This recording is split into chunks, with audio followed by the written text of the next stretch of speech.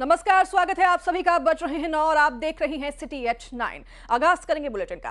Carbide gun से आंखों के जख्मी होने का मामला तुल पकड़ते जा रहा है। भोपाल के अस्पतालों में 179 लोग पहुंचे हैं और अब तक 43 मरीजों की एमनियोटिक मेम्ब्रेन सर्जरी भी की जा चुकी है। भोपाल एम्स में 9, हमीदिया में 5 की सर्जरी हुई है और सेवा सदन में 16, BMHORC में 4 सर्जरी हुई है। निजी अस्पतालों में 9 लोगों की सर्जरी की गई है। तो प्रदेश में अब तक 320 लोगों की आंखें जख्मी हो चुकी हैं। इनमें 80% बच्चे शामिल हैं।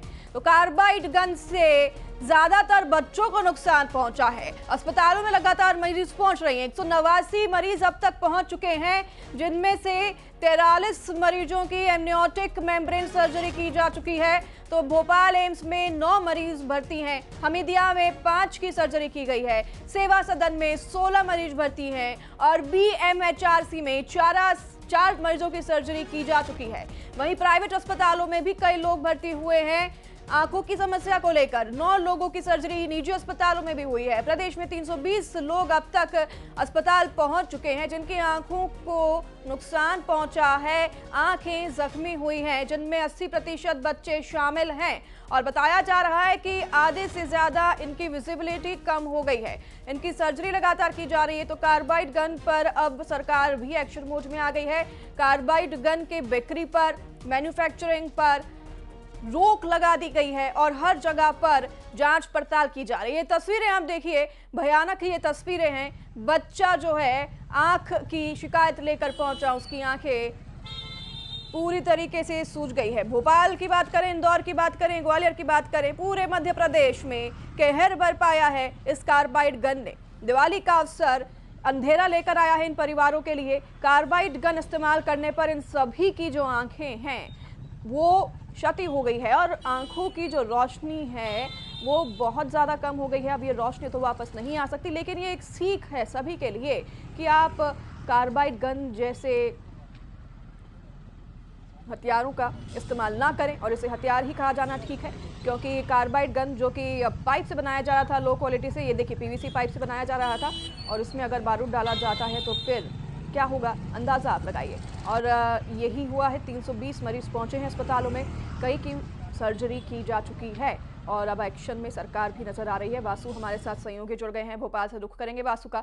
वासु, नंबर जो हैं बढ़ते जा रहे हैं, आंकड़े बढ़ते जा रहे हैं और ये काफ़ी ज़्यादा दुखद खबर है। किसी को अंदाज़ा भी नहीं था। सबसे ज़्यादा जख्मी हुए हैं वो बच्चे हैं भोपाल। सरकार और प्रशासन किस तरीके से काम कर रही है अब इस पर?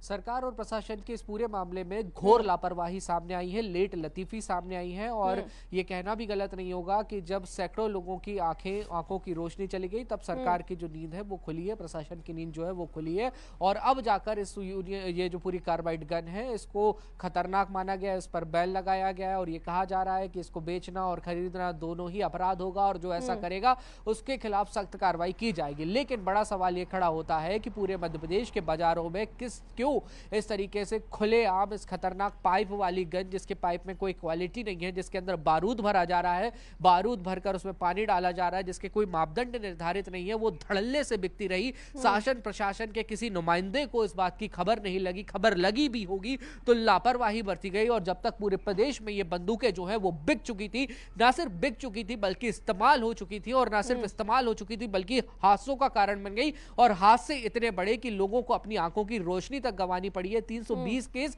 आए हैं सामने, लेकिन यकीन मानिए ये आंकड़ा इससे कहीं ज्यादा बड़ा होगा जो केसेस सामने नहीं आ पाए हैं। और इसके सबसे ज्यादा अगर कोई शिकार हुए तो बच्चे हुए, जिनके सामने पूरा भविष्य था, जिनके सामने उजाला था, रोशनी थी, प्रकाश था, लेकिन अब सिर्फ अंधेरा है। इसका जिम्मेदार कौन है ये तय करना होगा। बिल्कुल वासु, बहुत सही सवाल आपने पूछा है कि इसका जिम्मेदार आखिरकार कौन है। धन्यवाद वासु तमाम जानकारी साझा करने के लिए। उम्मीद करते हैं इसका जवाब मिले। तो इधर मुख्यमंत्री डॉक्टर मोहन यादव भोपाल के हमीदिया अस्पताल पहुंचे। इस दौरान उन्होंने कार्बाइड गन से घायल बच्चों का हाल जाना। सीएम मोहन नेत्र रोग विभाग पहुंचे, जहां उन्होंने प्रशांत, करण, अंश और आशीष से हालचाल पूछा। इन बच्चों की कार्बाइड गन के कारण आंखें खराब होने की शिकायत है और इस बीच सीएम मोहन ने पीड़ितों के परिजनों से भी मुलाकात की। साथ ही पूरे प्रदेश में कार्बाइड गन पर खरीद बिक्री पर बैन भी लगा दिया गया है।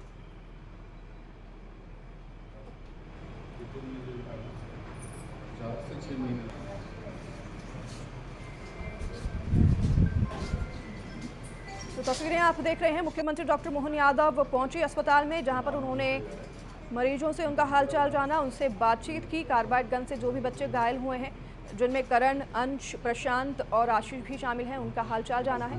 इनकी आंखों को नुकसान पहुंचा है। इन बच्चों की कार्बाइड गन से आंखें खराब हो गए की शिकायत है, जिस पर मुख्यमंत्री स्वयं अस्पताल पहुंचे और अस्पताल में उन्होंने इनका हालचाल जाना।